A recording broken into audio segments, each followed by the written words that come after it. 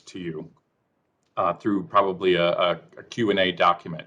This WebEx is being recorded, and we will post a copy of this recording as well as the PowerPoint onto our website. And if we're unable to get to all of the questions, we will also post responses to any of the questions that are presented during the WebEx. So let's move on and look at the agenda of what we're going to kind of talk about today. So I really want to give the group kind of an overview of our single home and community-based service system and what that looks like. I'll talk about our eligibility and enrollment unit that was created as a part of that single system above. And then I'm going to briefly touch on 3 initiatives that are in the DHHS 2022 business plan that have a specific impact to the aged and disabled and the traumatic brain injury waiver. And then finally, I will conclude with making sure everyone's fully aware of the Emergency Preparedness and Response Appendix K that was recently approved that allows us to do the temporary 15% rate increase. And so I'll conclude with that at the end of the session today. So let's talk about the single home and community-based service system. And before I kind of go into the history of the creation of the unit, I kind of want to talk briefly about making sure everyone understands what is a waiver. Because we talk about creating a system for the home and community-based waivers, but I want to make sure everyone understands what a Medicaid waiver is and how that's different from Medicaid state plan services. So everybody who is eligible for Medicaid under the various eligibility categories and is subsequently then receiving Medicaid is eligible for all of the benefits that are available in Nebraska's Medicaid state plan related to their physical, behavioral, and pharmaceutical needs, right? So that's the program that if you're on Medicaid can pay for your annual physical, can pay for your hospital stay, your doctor's visits, all of those things. It also pays for a couple services for Medicaid recipients, nursing facility and intermediate care facilities for the developmentally disabled. A waiver is an option that states can utilize to provide services at a community-based level that prevent institutionalization.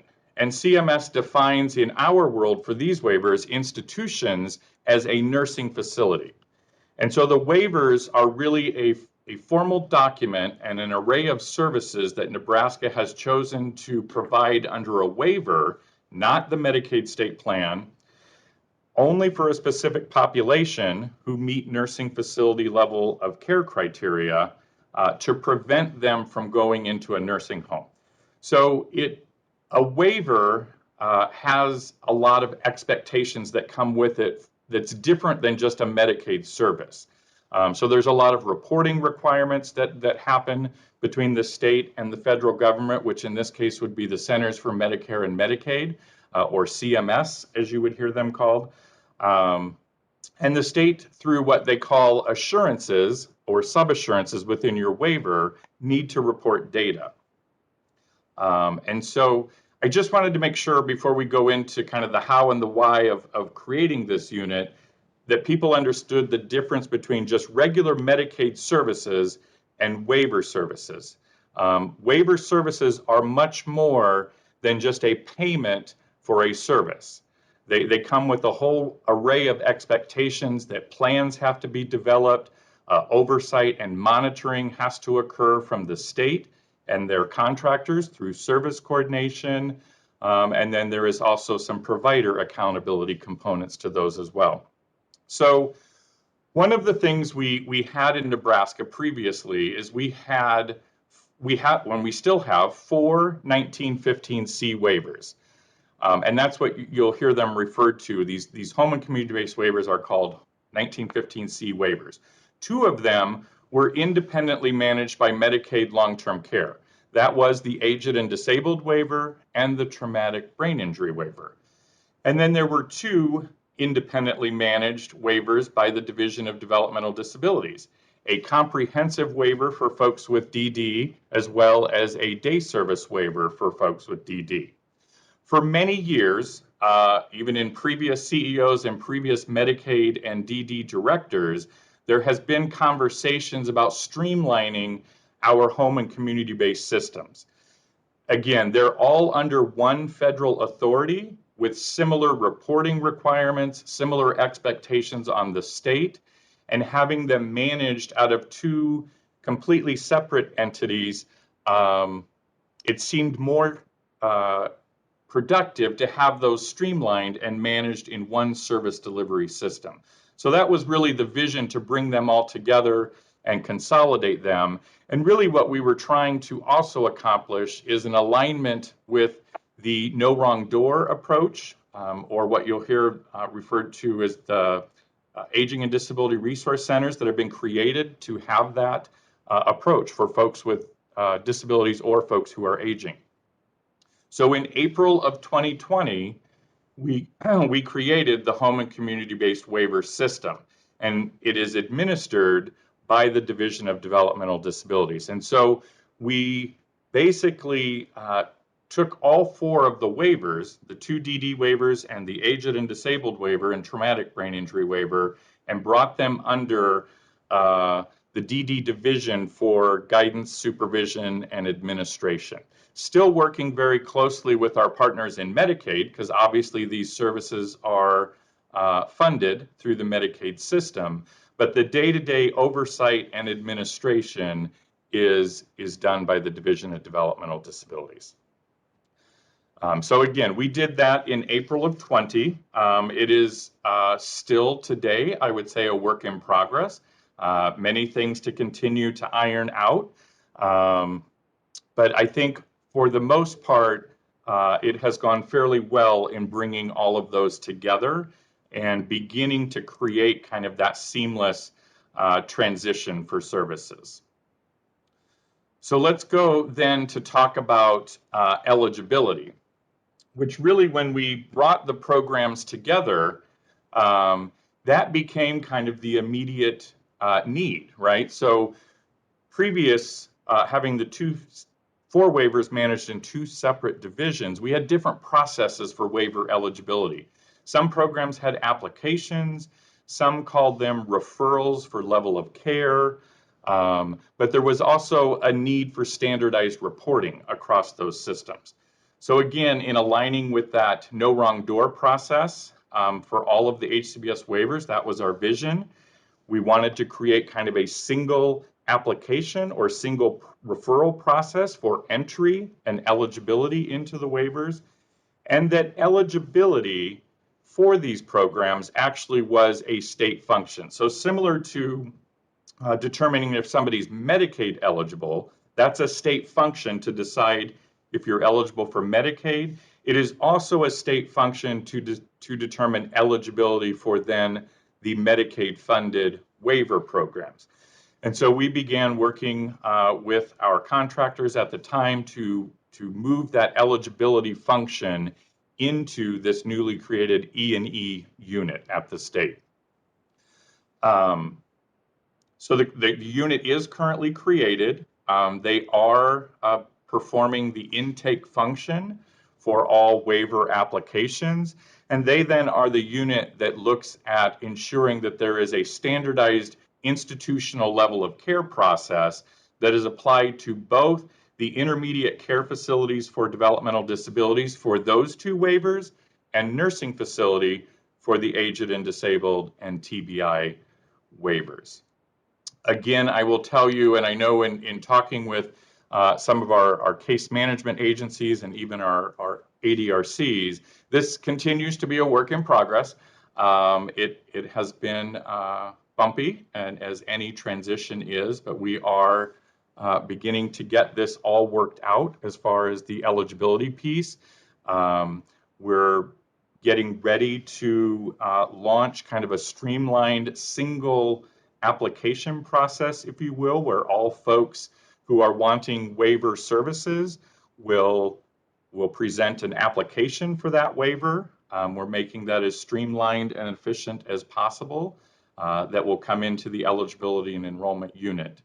And then eligibility for the various programs can be made within that unit. And then obviously if it's for the aged and disabled waiver, we would then move that person from there into the case management or service coordination system to begin developing plans of services and supports and creating those safe plans for people to live in the community as opposed to going into institutional care.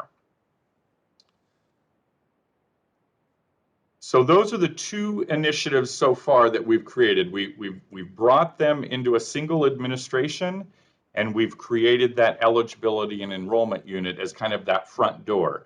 So how this really should work, if you think about it, is anybody who is aging or has a disability should first approach their ADRC across the state, the Aging and Disability Resource Center, who then works with that person to determine what their support needs are.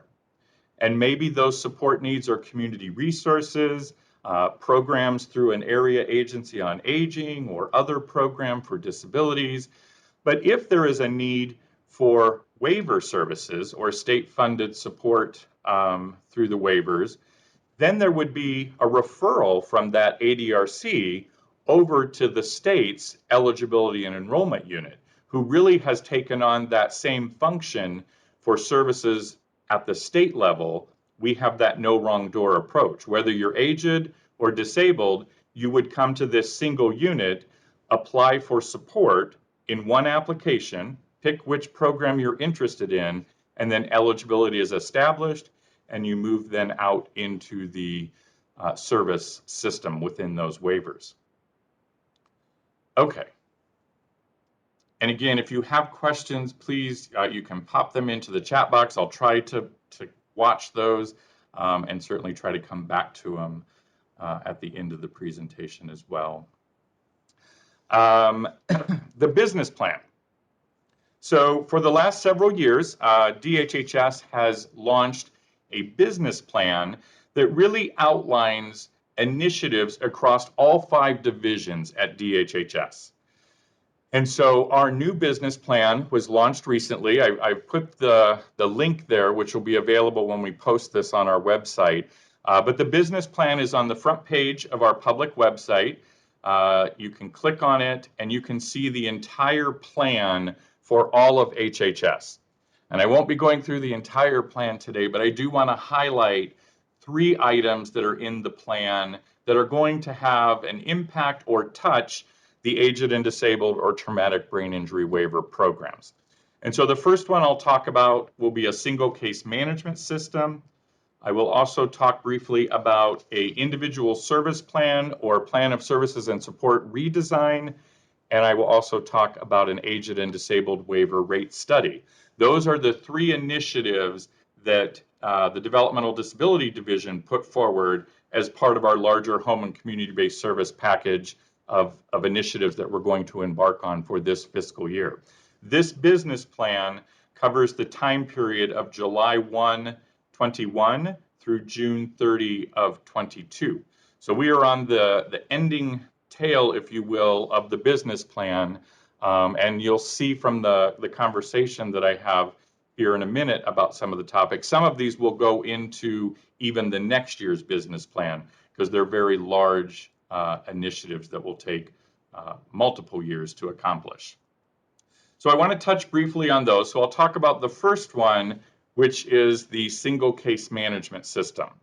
So as part of bringing all of the home and community-based waivers, which again are under one federal authority, into a single system with similar reporting structures to the federal government, to CMS, it became apparent right away that we need to really streamline our case management approach.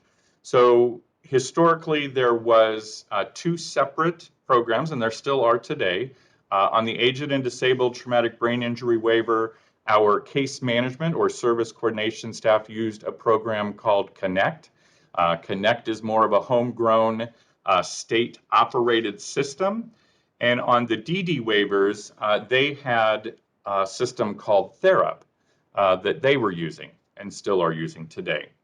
And so as we evaluated kind of the benefits of each of those software programs, the decision was made that we would move all of the waivers into a single case management system, which is the TheraP system, which is a more web-based technical system that many states are utilizing in their home and community-based waiver populations. And so we will be moving our case management functions and documentation from Connect over to TheraP. It is intended to be a streamlined process so that all waiver programs and participants are in one system.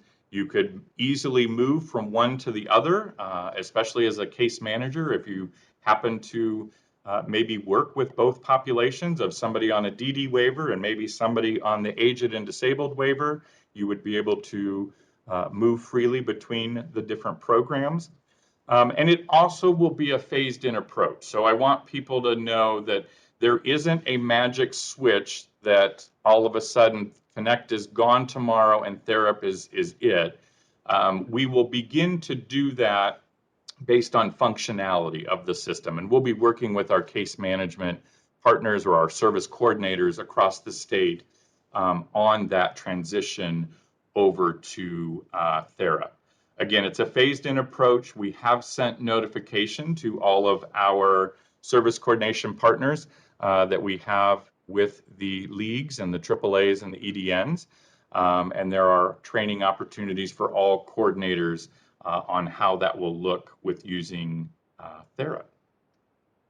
So that's the first initiative. This is going to be one of those that will be kind of that multi-year approach. So there isn't a June 30th end date on this initiative.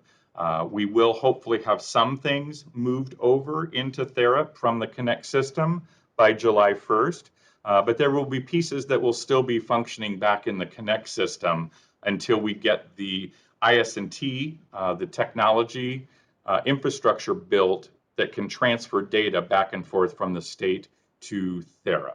And those are things that are being worked on now. I see a couple questions over there on TELUS. And TELUS NetSmart is actually a separate program for our EVV or electronic verification system. Specific to the aged and disabled waiver, you will continue to utilize as providers that system just as you do today. No changes in the immediate future right now on any of that.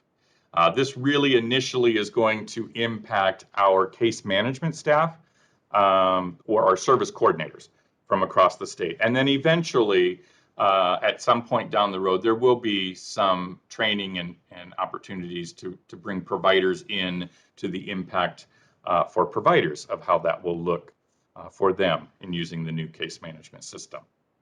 But initially, it really is focused on service coordination. So let's go to the ISP, which is on one of the waivers. They call it a ISP or an individual service plan. I believe on the aged and disabled, it's a POSS or plan of services and supports. Either way, whatever acronym you use or whatever you call it, one of the initiatives in our business plan was to try and create an enhanced plan for people of waiver services. So this initiative does not say that the state is going to create a one plan fits all type model. That's not what we're looking at doing in the redesign. We're really trying to create a plan that has some consistency in its look and its feel when it's appropriate. So the good example I use is the cover page of a plan that generally has some demographic information about who you are, where do you live, which waiver are you on. Some of those things will look the exact same likely from waiver to waiver. And then when you get into the actual support plan, things will start to probably look different right? Because the services and supports, obviously, that we're providing for somebody who is aging will be very different than somebody who is young and has some significant medical complications. And it will be even quite different for somebody who is on a developmental disability waiver.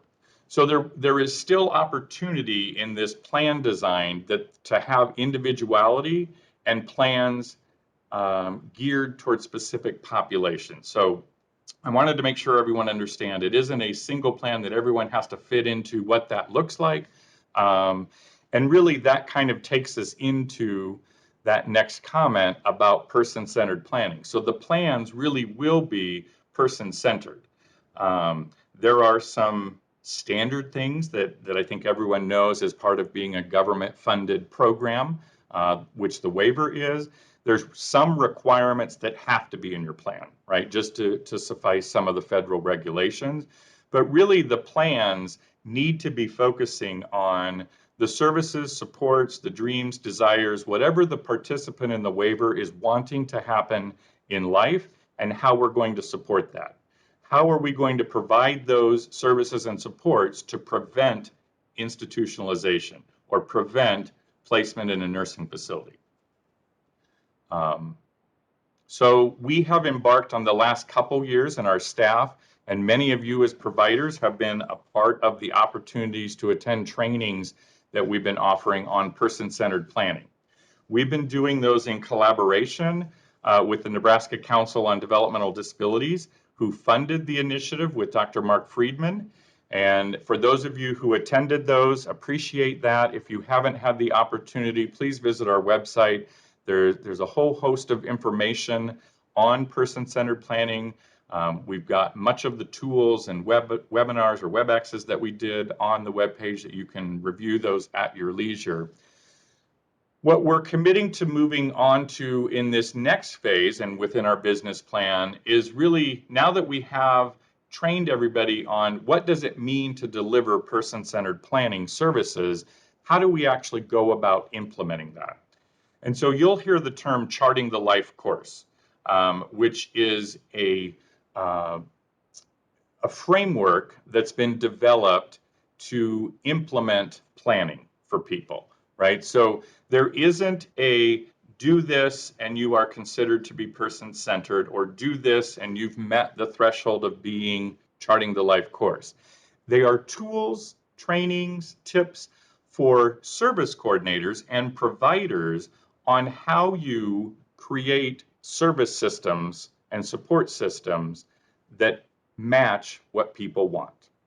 And so we're really going to be working on now. We launched a few weeks ago our Charting the Life Course initiative, which again has its place on our public website. Encourage you to go take a look at that video.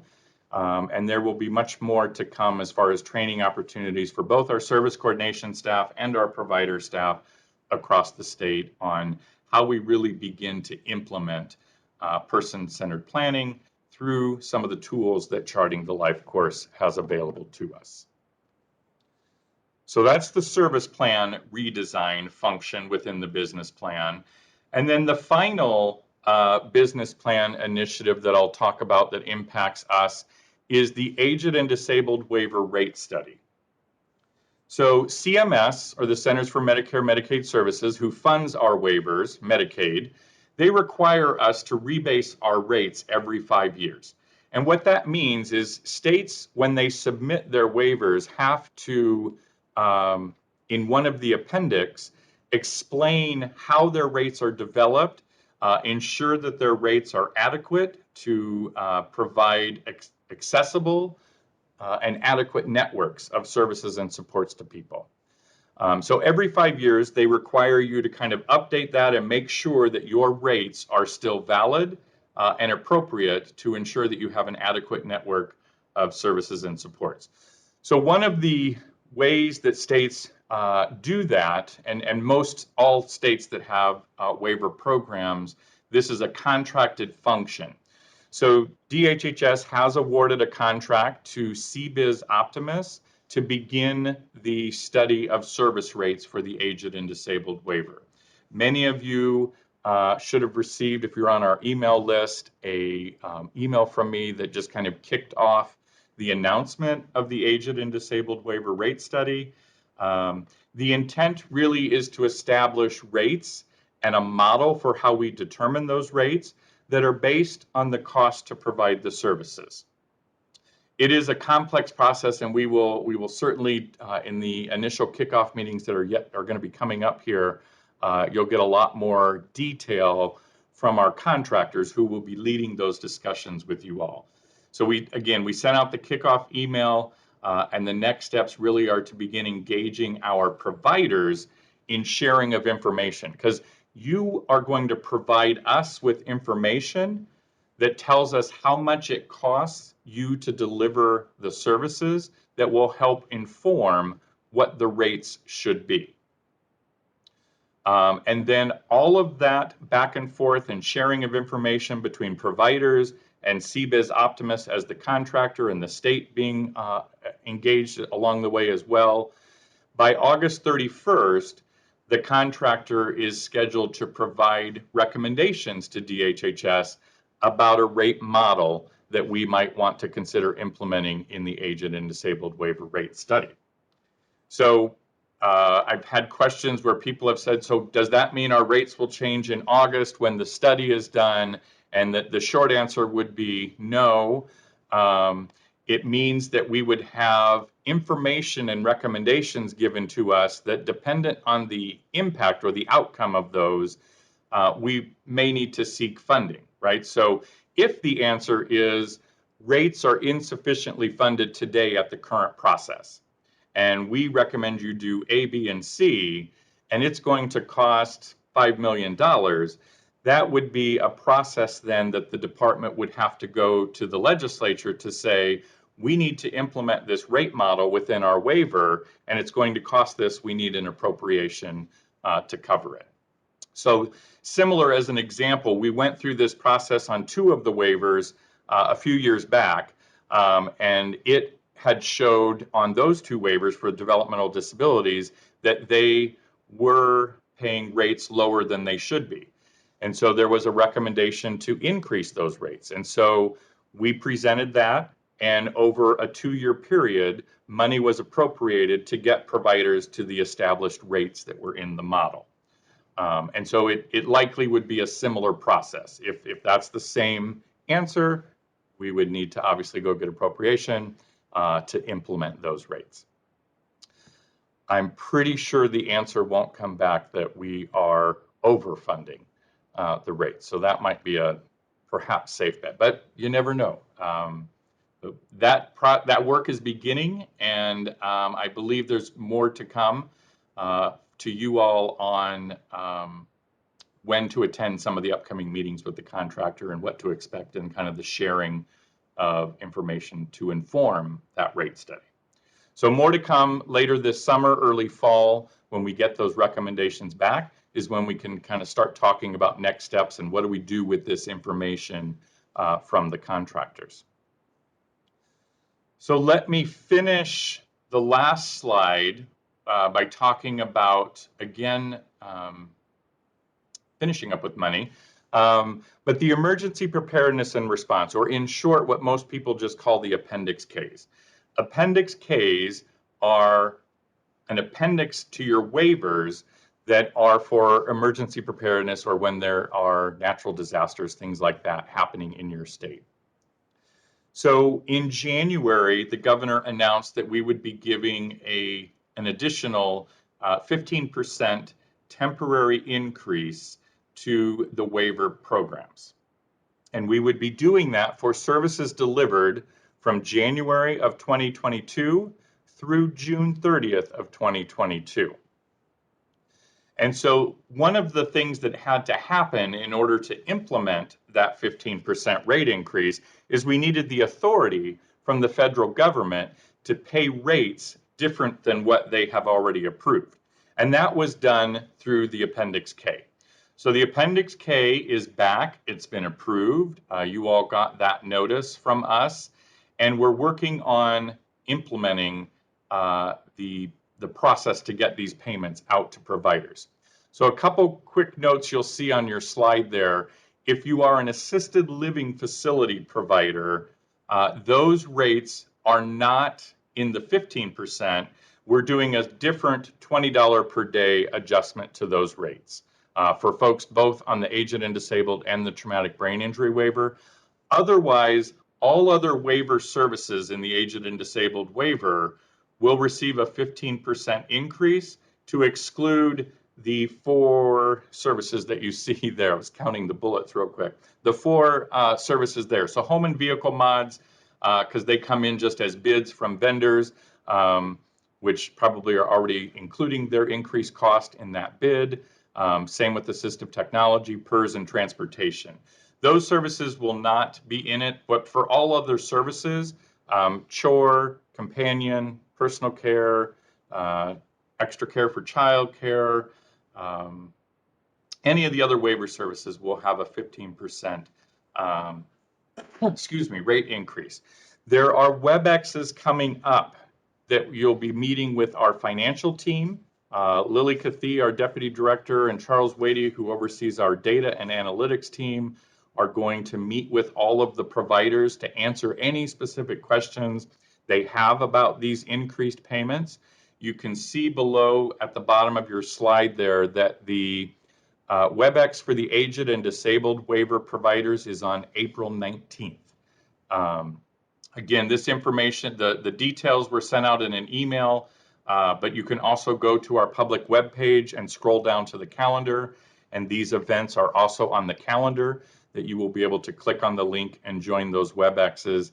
And that will be your opportunity during that April 19th meeting for the aged and disabled. And if there are folks on the call who also serve folks with developmental disabilities, a separate meeting for those providers will happen on the following day, April 20th, for those folks to answer any questions on how we're going to get those, the hows and the when to how these payments will work. But the approval is in, and we're now just working on getting payments out the door for those services.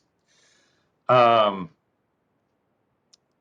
I believe, so there's a question, will those sessions be recorded? And I will say, yes, they will. We will record those and also post those to the website so folks have that information.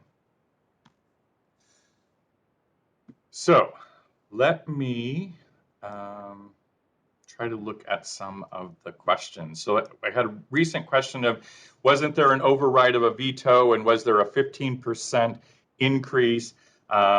So there is a new law that will be coming into effect to impact provider rates. And so this money that we're talking about is the temporary funding.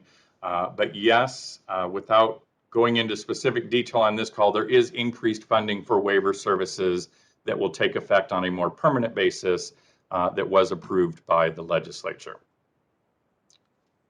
And we will also then be rolling that out in July as well. So,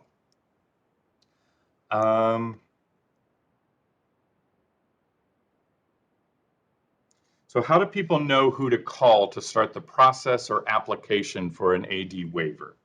So again, I think in my mind, in the ideal world, we externally created across the state aging and disability resource centers. We created those for anybody who is aged or disabled to go there as kind of the one-stop shop, if you will, for all home and community-based or supports that somebody needs who is disabled or aged. And that would be the entity then, through their expertise in kind of assessing needs and knowing what's available in their local communities, what funding they might have available from different sources that is not waiver funding, but they also then would have the skill to determine when people need state funding. They can make that connection over to our eligibility and enrollment unit, who can then start the process through a waiver application to determine eligibility for one of the waiver programs. So long story longer, I would say you start with your aging and disability resource centers in the community, but you also have the ability to go directly to DHHS's website and apply for services online through the application process that we'll have available. Or certainly just call our 800 number that's on the webpage for our division, and we will get you to the right folks who can get the information needed to start that process for an application review for the waiver.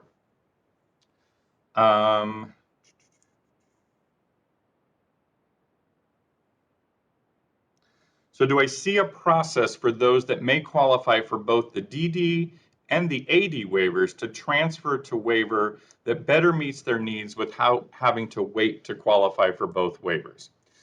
It's a good question. And the short answer is yes. And that's really one of the reasons when I talked about that streamlined approach, that we will have all of the waivers within a single entity so that we're not telling families, well, I don't know about that waiver, that's in Medicaid. Or I don't know about that waiver, it's in DD. Now all 4 of our home and community-based waivers are ours in one unit. And so we need to be able to pull those resources together to say, okay, I may not be the expert because my caseload is aged and disabled, but I have a family that's interested in DD, but I know my person 2 cubicles over, or I know this person, we're going to connect and we'll get that education to family, and there's a seamless process for folks to be able to move. So today, for example, we have a process on the aged and disabled waiver that if you are also eligible for the developmental disability waiver because of a developmental disability, but perhaps on the aged and disabled waiver, because again, it requires nursing facility level of care, and the DD waivers require intermediate care facility level of care, and they're different. So sometimes you can qualify for both, and sometimes, as you know, on the aged and disabled waiver, as skills or medical conditions get better, you may not always be eligible. The same thing happens on the DD waivers. And so if you're currently on the aged and disabled waiver, and for whatever reason you would no longer be eligible, but you remain eligible for the DD waiver, and this generally we see this happen with kiddos, those kiddos are still being afforded the opportunity to move over to the developmental disability waiver without interruption in services and supports. But yes, long-term, the vision would be that perhaps we can have movement the other way as well, that people could move back and forth between all waivers, and we are certainly working on that. But kiddos on the AD over to DD, that process has already started. So we do have that one in place. I hopefully answered the connect, tell us question, that you will continue to utilize that system, whatever you're using with your agency, or if you're directly using NetSmart. I won't go into the details of long-term what that looks like, but just so folks understand, TheraP, for folks that utilize, for providers on the DD waiver who also are subject to EVV, many of them enter their time and attendance, time in, time out requirements of the EVV process directly into TheraP, and then all they do is go over into the NetSmart system and release those claims, and they don't have to do the day-to-day entry in that system. And so that might be something down the road as we move billing and authorization functions from Connect over to TheraP, but that's a ways out yet. That won't be an immediate concern. So the immediate impact really is going to be on service coordination and some of their functions with the ISP, case notes, things like that. And they're going through training now to get that figured out.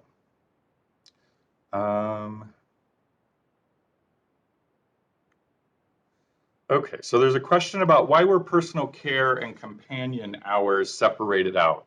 It's a good question, and really the short answer is CMS has what they call a taxonomy of services, and so they define these are day services, these are residential services, and then you have kind of buckets, if you will, underneath of what they are. like this is an employment service, this is an in-home service, this is a whatever service. And so we previously had everything kind of lumped all together. And so when we were explaining to CMS the types of supports that people were receiving under CHORE, it was anything from assistance with grocery shopping to total personal care services, more closer towards, I don't want to say nursing services, but I think you understand that the difference of intervention that was being delivered within that service. And so we needed to separate that out so that we could clearly define what's personal care, what's companion, and that perhaps, and again, this will be something I think that you'll see come out of the rate study. It likely will say that there's a different reimbursement for the different types of services, right? So short answer, it was to align with the federal definitions of waiver services, and it really was to try to get better data and true descriptions of what happens within that bundled service, if you will. So you'll hear the term at the state level that we had to unbundle services, and this was one that we had to unbundle. So now we have 3 services. We have personal care, companion, and then CHORE.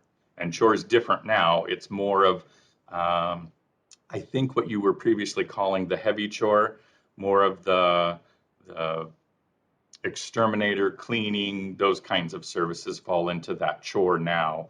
And we're separating out personal care versus companion.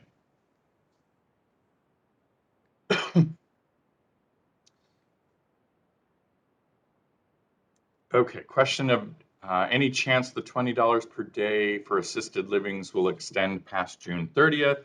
I don't know that I could answer that today. I'd have to confer with my partners in Medicaid. I know there's been a lot of movement going on the last week and a half with funding and bills at the legislature, and I don't have the answer for that today, but I do know that it will for sure, under the temporary funding, we got you covered through June 30th, I know for sure. And then, does the online application require handwritten signature? So one of the things I think over time that is going to change as part of the waiver process is people actually do have to apply. They or their guardian on their behalf, if they have a guardian, need to apply for public benefits. So very similar when you fill out an application for Medicaid, they or the guardian needs to sign that Medicaid application. And so similar processes would be for waiver services. The person or their guardian would need to sign, likely in the online version, that will be just a click an electronic signature verification. But we will be moving into a system where what I think on the aged and disabled waiver, you more commonly call it a referral for a level of care. It's really, the level of care is a process that we do within an application determination. And so you're really making an application for the waiver. And then the waiver says, okay, are you aged and disabled? And then after that criteria has been satisfied, we then move over to say, okay, for those that are aged or disabled, do you also then meet the nursing facility level of care? And then that's the tool that we use to determine if your needs are at a level that require you to live in a nursing home. And if so, you are now aged and disabled waiver eligible, and you have your choice of service coordination entities.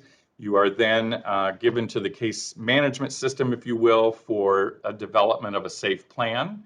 And you can put your services together to meet your needs to prevent institutionalization.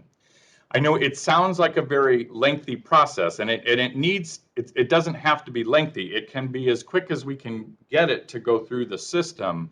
But I think there have been some folks of saying, well, especially for folks maybe in a particular setting today who are in private pay situations wanting to move to waiver funded positions, specifically assisted living facilities. And private funds have run out, and we're now needing to do waiver services. And while I understand that that's maybe how things quickly worked in the past, what we have to really do in the waivers is go through a process that says, I qualify to live in a nursing home, because that's a step that's mandated by CMS. You must institute your level of care and you must assure that they meet the level of care. And then you must develop a plan of support for that person that prevents institutionalization. It's not a process that allows us to just move through and say, this person's currently living in an ALF, and so we're just going to move them over and make it Medicaid funded tomorrow. And while it may have, and I don't mean that in any criticism, that may have been what it felt like in the past, it really is, they're applying for a waiver, and the waiver then determines what services do you need. Maybe we could offer those services in the community with wraparound support, and they don't need to be at the assisted living. Not saying that would be the case, but I mean, those are the conversations when people are eligible for waivers. That team sits down and really discusses then, how do we meet your needs to prevent nursing home placement? Because that's what a waiver is. It's an array of services that will keep you from institutionalization.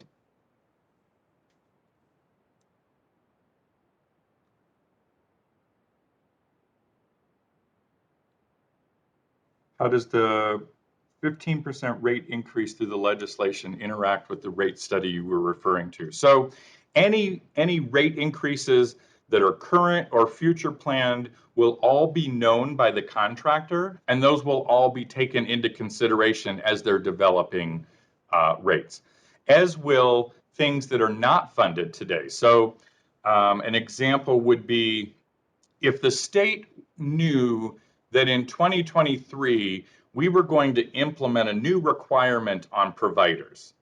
Let's say the state mandated a brand new 60-hour curriculum of training, and we knew that we were going to put that in regulations and impose that on a provider. Your rate study would want to build the cost of that training in as a component to what we're going to pay you, because we know we're going to impose increased cost on you. And so that would be information we would share with a contractor to let them know that here's a change that will be happening that we need to take into consideration. So we will let the CBIZ Optimist know of any permanent rate increases that come into play or any potential future rate increases. And just on a side note, so part of their process also then when they develop rates for you is they will also project for you cost of living increases, right? So when I was saying CMS requires us to formally look at rates every 5 years, generally what you get from a contractor is, okay, here are your rates today and where you should be, and then here's what they would look like over the next several years. And then you can do that forecasting and planning with your legislators, we can as the state, to say, here's where we need to get services or payments to today, and here's then what they need to be just through cost of living adjustments over the next several years. Those would be generally recommendations that come from a contractor when it comes to rate development.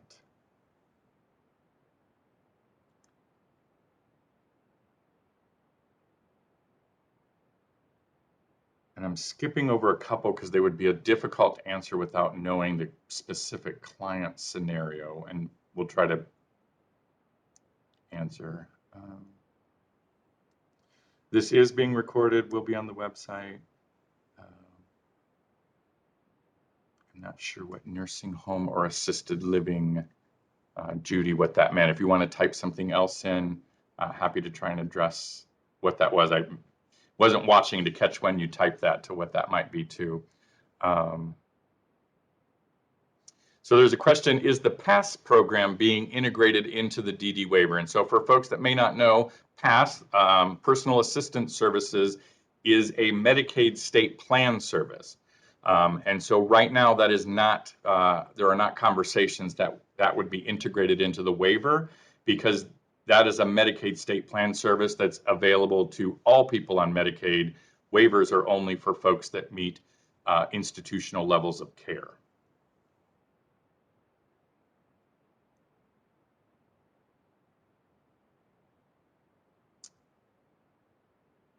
Yes. Security, can you type in the link to the public website for folks? And then, are there plans to integrate TheraP with third-party systems used by agencies? Do we need to notify our software provider? So, specific to the EVV system and NetSmart, again, a ways down the road for any impact with these waivers, but to give you a perspective of how it works, it's dangerous when I try to explain how it works for the staff every day, but TheraP is a third-party vendor, right? So they can, and NetSmart does, interface existing services under the DD waivers that are EVV eligible or subject to EVV. They do have that integration back and forth. So if there's an A&D agency provider and you're already using a third-party vendor, the requirement today is that that can be done and you can be interfacing directly with NetSmart.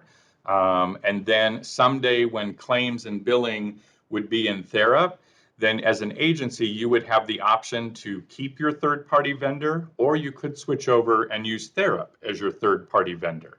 That would be a choice up to you. We don't dictate, excuse me, today which third-party vendor folks use. I know on the developmental disability waivers, many of the providers, for ease, because they're already in TheraP to do other things, have chosen to use TheraP as their third-party vendor, but it is not required. Good question. Okay, we are at 10:57. 3 minutes, and I actually was able to answer questions. I wasn't sure if I was going to be able to take or answer questions, because as folks who know me, an hour is easy for me to fill up yakking. So let me look real quick.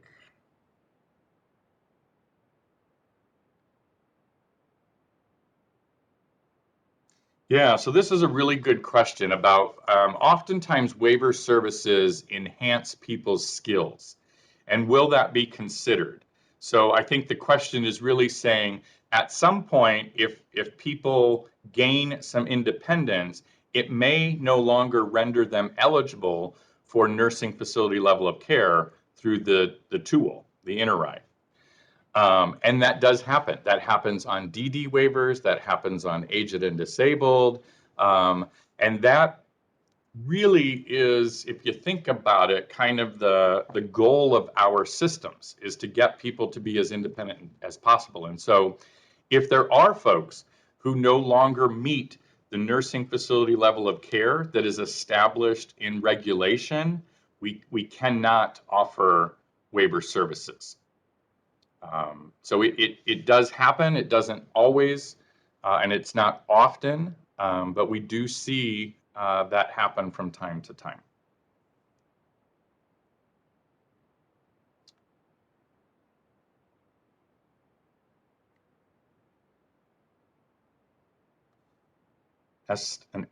As an assisted living facility, can you tell me the estimated timeline from first call to waiver approval? I've heard 7 to 10 days and 6 weeks. I don't know where to send people when they need to apply. Okay, so you can go online. You can call our 1-800 number that can get you to the eligibility enrollment unit.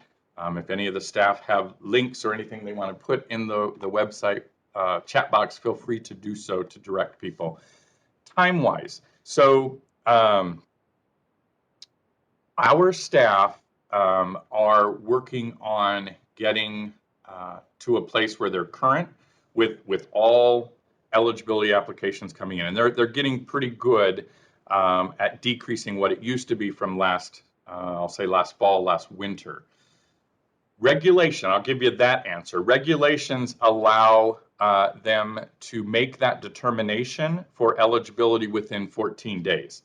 Now, internally, we policy-wise and verbally say that's not how long we want to take, because we understand that folks are in situations, especially for folks maybe moving from private pay to Medicaid waiver services, that there's a timeliness issue for you all. But technically, the regulations allow a waiver determination to be 14 days for eligibility, and then it goes after eligibility to the case management or service coordination entity who develops the plan, the safe plan for folks to get services. And once that is done and they sign the waiver consent, then the waiver can start. Not on the day that the eligibility is determined, because eligibility is only one component. You also have to determine under the aged and disabled waiver that you can develop a safe plan for folks. And once that's met, then the waiver can begin. So we are working to shore that up, but short answer would be the initial process is 14 days, and then we give it to the case management, AAAs and leagues and EDNs to get the waiver and plan of support written for folks, waiver consent. So anything you can do as assisted living facilities, that whatever the earliest possible time you can get applications in for Medicaid, because we will start processing a waiver application while the Medicaid application is in pending status. So once you make that Medicaid application, because resources are getting to a level that they're going to deplete in X amount of time, and Medicaid turns on in our NFocus system a Medicaid program case that puts it in pending status, as soon as that Medicaid waiver app comes in, which ideally people send them in simultaneously, we can start the waiver process so that when Medicaid turns on and is active, waiver's ready to go, and we can move that out to the case management entities who within a short period of time can get the plan of support written and waiver services initiated. So as much lead time as you can on those Medicaid and waiver applications would be very, very helpful. Okay, we have hit 11. I really appreciate you all hopping on today to hear some of the initiatives going on. Maybe, hopefully, I've filled in some of the gaps of the why and how did we get here. Certainly, by all means, you have contact information for us.